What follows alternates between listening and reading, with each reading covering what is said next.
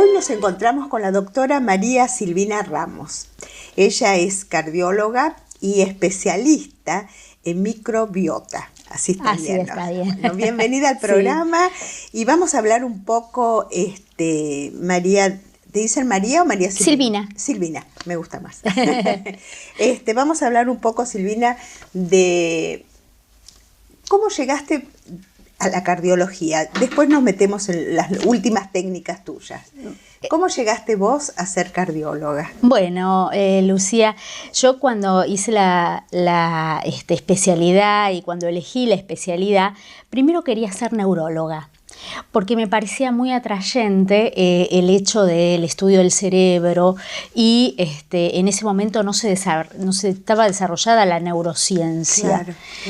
Pero claro, en el momento en que yo me recibí y empecé a estudiar, la neurología era mucho diagnóstico y poco tratamiento, entonces era un poquito frustrante. Y algo muy dinámico, que se parecía bastante, era la cardiología. Y la verdad que empecé a leer y me empecé a maravillar con la fisiología cardiovascular, digamos lo que es la biología molecular del corazón y lo que es después, bueno, se conoce como todo lo que es la cascada isquémica y la enfermedad cardiovascular en sí, cómo se va formando la placa de ateroma, bueno, los depósitos de colesterol, el trastorno metabólico, diabetes, cómo impacta la diabetes en el corazón, etcétera, etcétera. Y con una posibilidad terapéutica muy importante, con un abanico de fármacos y de procedimientos que hacían que la especialidad fuese mucho mejor desde el punto de vista de que cuando uno estudia medicina lo que quiere es resolverle el problema a la gente, claro, ¿no? Claro. Y además esa cuestión de que uno le ofrece al paciente lo mejor porque, bueno, la cancha para mí es mi consultorio y yo pongo todo en la cancha porque el paciente pone en mis manos su vida, que es lo más importante que tiene. Y así llegaste a la cardiología. Y así llegué a la cardiología. Y después de muchos años de hacer cardiología, y también un poco, jugó un rol la pandemia, se me ocurrió que yo estaba viendo pacientes y tratando los pacientes de las patologías, digamos, ya instaladas, que ya cuando yo empezaba a tratarlos era bastante tarde. Entonces empecé a estudiar y a leer sobre la microbiota, las alteraciones metabólicas que producen, el bajo grado de inflamación que se produce en los pacientes y cómo poder tratar, digamos, con prevención mucho antes de que la enfermedad aparezca. Explícanos un poco en qué consiste, para que entendamos. La microbiota humana son todos los gérmenes que son bacterias, virus, protozoos que nosotros tenemos en el cuerpo. Hay que ver que nosotros nos superan en 150 veces nuestros genes. O sea que si la naturaleza nos los puso, por algo es. Tenemos 2 kilos de biomasa en nuestro cuerpo. Y es muy interesante cómo estos bichitos, cuando nosotros nacemos, ingresan en nuestro intestino y van educando a nuestro aparato inmune, presentándole todas las cosas a las cuales tenemos contacto a través del tubo digestivo. Entonces le dicen a nuestro aparato inmune, esta es una molécula amiga, no reacciones contra ella, como para que el cuerpo no reaccione y no se produzcan las alergias, el asma y las enfermedades autoinmunes. Quiere decir que el modernismo provocó muchas enfermedades. Es así. Nosotros... Es decir, me imagino hace 1000 años, ¿no? Cuando recién empezó el mundo, el caminar descalzo, el conectarte con la tierra, el no estar pendiente, esto se puede, esto no se puede, el agua. Así es, los cambios climáticos, claro. Todo eso, todo lo que nosotros hemos estado expuestos como civilización ha ido impactando en nuestra salud porque, claro, nuestras células tienen tantas funciones que no pueden con todo. Entonces, la naturaleza puso a nuestros gérmenes como para producir las vitaminas, para educar el sistema inmune, como dije antes, y como para educar el sistema nervioso también.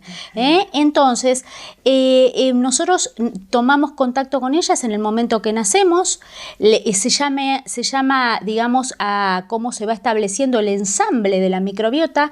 Hay dos bichitos que son muy importantes para nosotros, que son los lactobacilos y las bifidobacterias, que ingresan por la boca del recién nacido en el momento de pasar por la vagina. Y ahí empieza el establecimiento y después la maravilla de la lactancia materna, que genera mayor incorporación de lactobacilos, también de bifidobacteria, y el alimento para estos bichitos, que son hidratos de carbono complejos que nuestro sistema nervioso no puede digerir, pero sí son el alimento de los bichitos para que produzcan sustancias beneficiosas para el sistema inmune, como dije, las vitaminas, y qué un montón de lo que sustancias acabas más. De decir, ¿no? Porque volvemos al modernismo.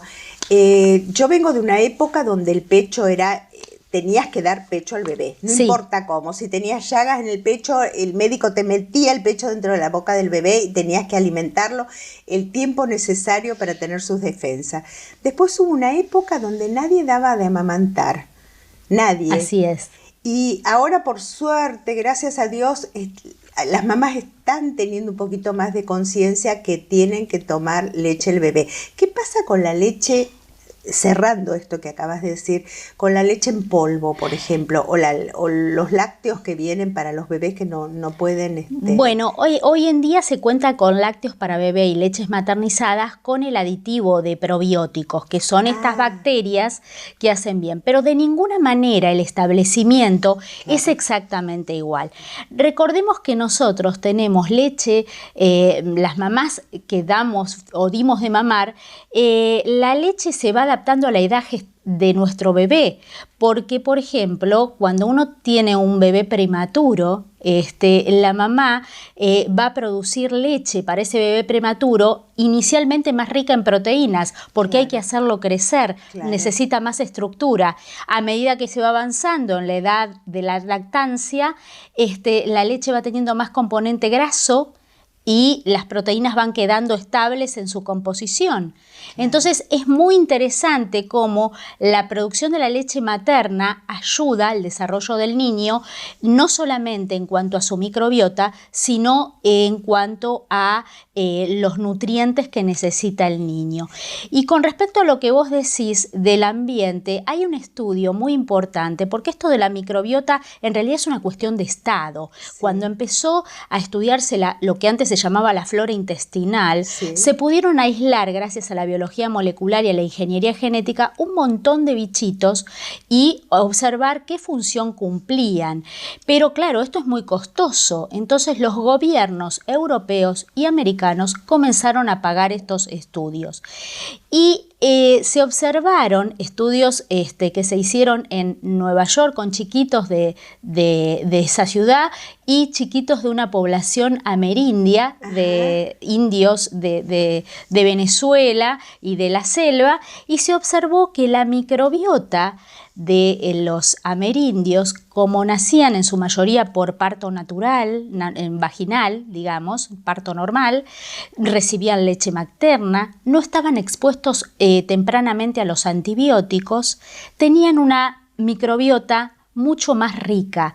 Cuanto más rica tengamos nuestra microbiota, claro, más defensas tenemos, menos alergias, menos enfermedades autoinmunes, menos asma, con respecto a los niños nacidos en Estados Unidos, donde recibían ese tipo de leches que vos me preguntabas, y que probablemente hubiesen nacido por cesárea y que tempranamente estaban expuestos a los antibióticos.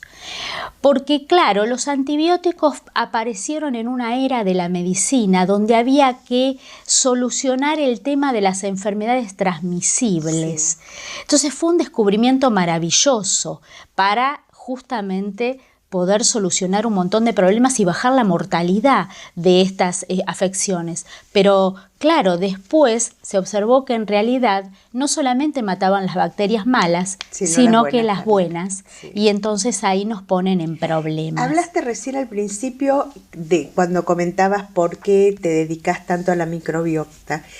Prevención. ¿Cómo funciona en un adulto la prevención? ¿Cómo es tu consultorio? Bueno, con respecto, cuando yo recibo un paciente que ya viene con síntomas o que ya viene con diabetes o con alguna sintomatología de enfermedades autoinmunes, lo primero que trato es de preguntarle cómo come, porque es fundamental y sustancial que, como dije antes, estos bichitos se nutren de unos hidratos de carbono complejos que nuestro sistema digestivo no puede digerir, que son las fibras, básicamente las fibras que están en las verduras.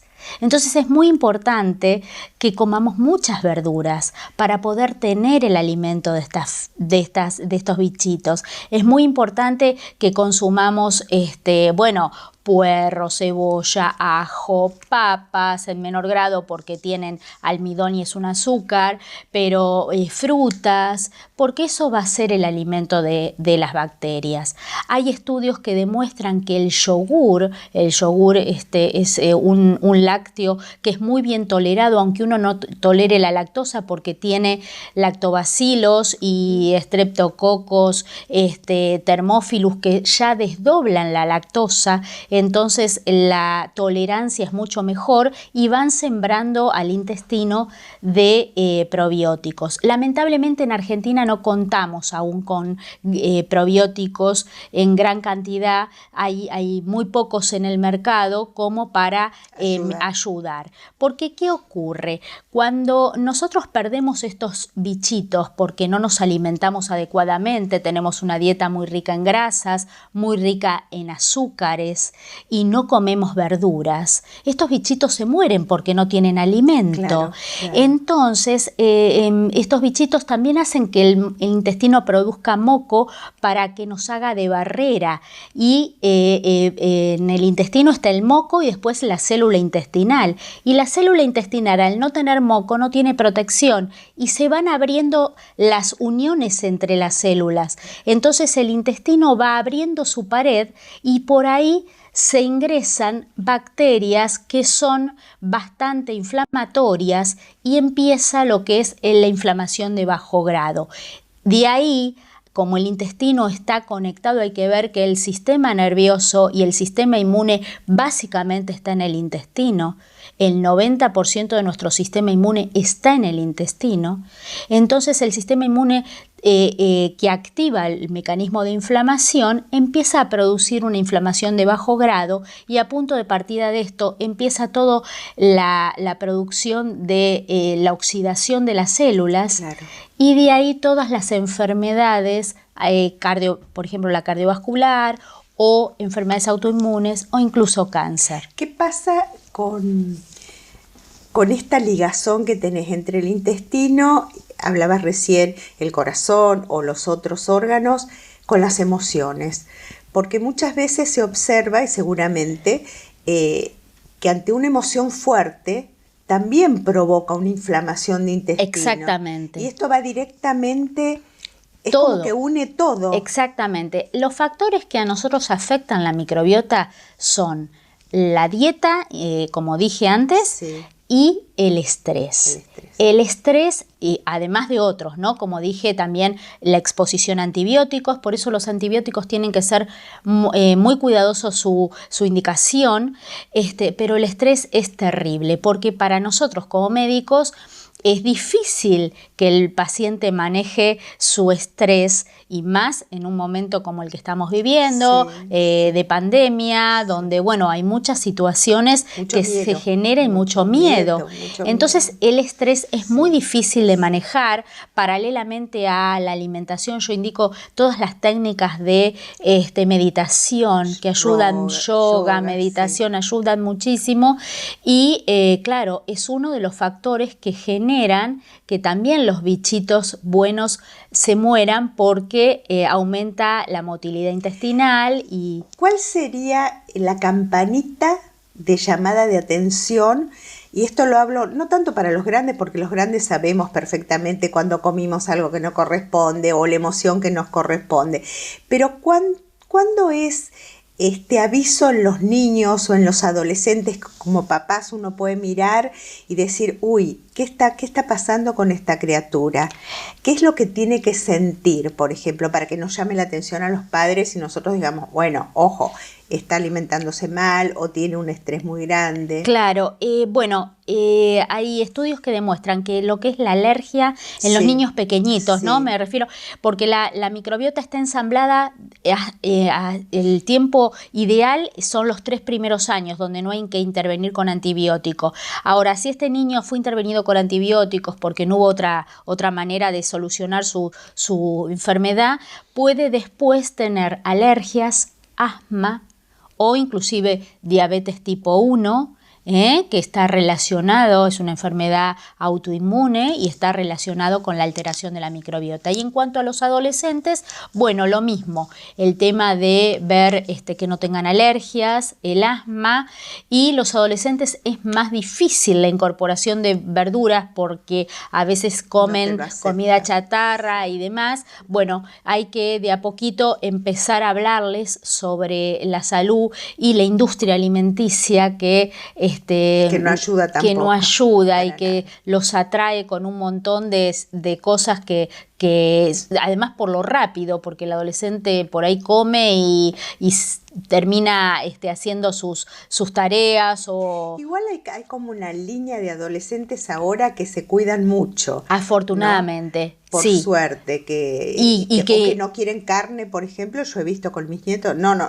hoy no quiero carne, o no quieren directamente, se ponen firmes y no quieren. Sí, es muy importante eso, y también que sostengan una actividad deportiva, que disminuyan el tiempo de pantalla, porque acá la dieta y el ejercicio van de la mano para tener una salud en la microbiota y una salud general óptima. ¿Cómo ves la alimentación con pescados profundos? Bueno, y con respecto al pescado, yo siempre indico los pescados medianos. ¿Por qué razón? Porque en el ecosistema los pescados más grandes se van comiendo a su vez y pueden tener metales pesados. Claro. Entonces, también el tema de los metales pesados, por esto de que como empezamos la charla con la contaminación de las aguas, está siendo un problema, ¿no? Entonces, bueno, el pescado es fundamental porque tiene omega 3, que es un poderoso antiinflamatorio. Entonces hay que consumir pescados, los pescados medianos. Bueno, nosotros tenemos la merluza, que es muy interesante, así que eso sí, verduras, pescados, frutos secos, arándanos, frutas en general, respetando las temporadas. De estación, ¿no? Claro, las temporadas de estación. Así es. Decime, Silvina, y ahora que llegaste a este punto, ¿no? Que es maravilloso porque que una cardióloga pueda manejar tan sutilmente el contacto con los pacientes para poder cambiar la vida de un paciente, ¿cómo haces para que el grupo familiar cambie? Porque en general, si llegó a tus manos es porque tiene alguna patología donde tenés que ponerte muy firme. Sí, ¿no? Es muy difícil. ¿Cómo lo lográs? Es muy difícil el cambio de hábitos en el adulto. Hay estudios que demuestran que a partir de los 10 años de vida intervenir los hábitos alimenticios son difíciles. No ocurre eso con el ejercicio, porque en realidad está bastante incorporado. Lo que pasa es que hay que arreglarlo y tiene que ser que el individuo sepa que el ejercicio es como como tomar una medicación. Como yo les digo, no entra en una pastilla todos los beneficios del ejercicio, ¿no? Pero la alimentación sí es difícil. Entonces, pero también cuando empiezan a poder alimentarse de manera más saludable y empiezan a notar el cambio en el cuerpo, claro. Es ahí donde uno siempre trata de que vuelva, aunque el individuo después obviamente por las complicaciones y los compromisos se exceda en la dieta y coma cosas que no debe, hacerlo volver a ese punto de bienestar que se ha logrado con el tiempo en que ha cumplido la dieta correctamente. Entonces, lo que vos proponés es un cambio radical de vida. Sí, en realidad nosotros, un poco volviendo a ese comienzo de charla, tenemos que volver a las fuentes. Tenemos que estar en contacto, digamos, para tener una microbiota saludable, parto normal, dar la teta, estar en contacto con animales, estar en contacto con la naturaleza, eso y comer cosas sanas, o sea, saludables, verduras. Y nos remitimos a esto, y en esto la microbiota tiene mucho de antropología, a cómo fue el hombre en su inicio. El hombre comía primero vegetales, y los vegetales que encontraba, que eran los de estación. Las frutas las incorporaba cerquita del verano. Después empezó a cazar y la carne que comía sí, pero no era tanta, porque no había oportunidad de una caza así más... Lo que pasa es que es cierto que, bueno, por ejemplo, los pollos yo lo descarté hace muchísimo tiempo porque... tiene tantos antibióticos y tantas cosas. Exactamente. A ver, he visto chiquitos que le crecía el busto por las hormonas. Por las hormonas. Sí. La carne tampoco sabemos que si tiene una alimentación normal. Estás un poco más libre porque comen pasto las vacas y todo lo demás, pero les ponen de todo. Claro, y ahora con los feedlot también se complica la cosa, ¿no? Como que hay mucho, pero es cierto que hay todo un movimiento, como hablábamos hace un ratito, más natural. Exactamente. ¿No? Y yo te estoy mencionando solo la microbiota intestinal. ¿Por qué la menciono? Porque es el puntapié inicial de la enfermedad que yo trato o de la oncología, porque nosotros con los oncólogos, los cardiólogos, compartimos los factores de riesgo, la falta de una dieta saludable, la falta de ejercicio, por también impacto de la microbiota y por esta inflamación de bajo grado que te mencionaba antes, ¿no?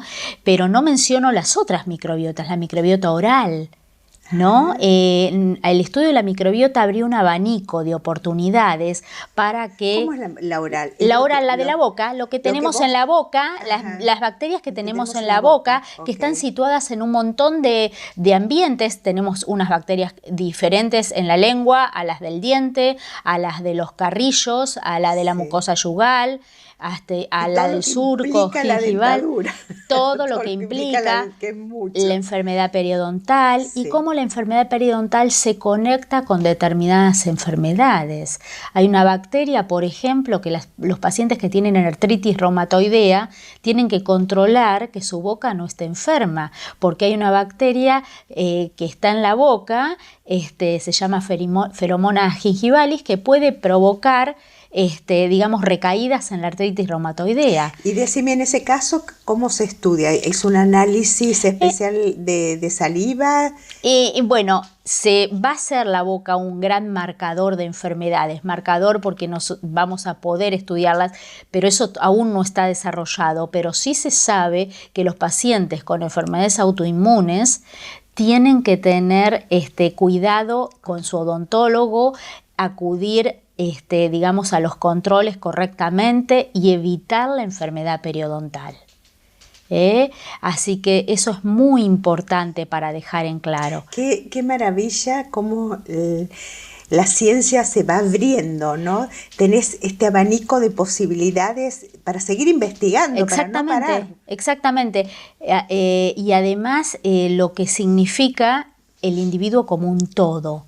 ¿No? No mirarlo desde el punto de vista del corazón, del dolor de pecho, sino qué le está ocurriendo, qué estrés está pasando, cómo come. qué es lo que qué ejercicio hace. ¿Qué disparó la enfermedad también, ¿no? Exactamente, muy importante. Bueno, te súper agradezco que hayas pasado por el programa, me encantó, nada, no existe la casualidad para nada, te digo sinceramente, y me diste un pie hermoso para mi profesión, ¿no? Yo soy decodificadora biológica y decodificadora dental, así que fantástico. Sí, fíjate qué importante es trabajar conjuntamente. Exactamente. Es decir, acá hay que sumar, sumar porque las cosas aisladas no funcionan. Y fíjate, ¿no? Lucía, que yo te mencioné a los biólogos, sí. Yo te mencioné a los antropólogos, sí, claro, en la línea nuestra. Y todos los clínicos, sí. A los cuales, bueno, hay que sumar. Y todo es importante. Lo que todo. Sí es cierto que uno tiene que compartir esta información, ¿no? Exactamente. Así que yo te agradezco muchísimo que hayas pasado por el programa, me encantó realmente. Bueno, y en mi Instagram también hay la gente se puede comunicar y puede observar todas las charlas que yo voy subiendo. Genial. De todas estas cosas. Buenísimo, gracias. No, por favor, Lucía. No.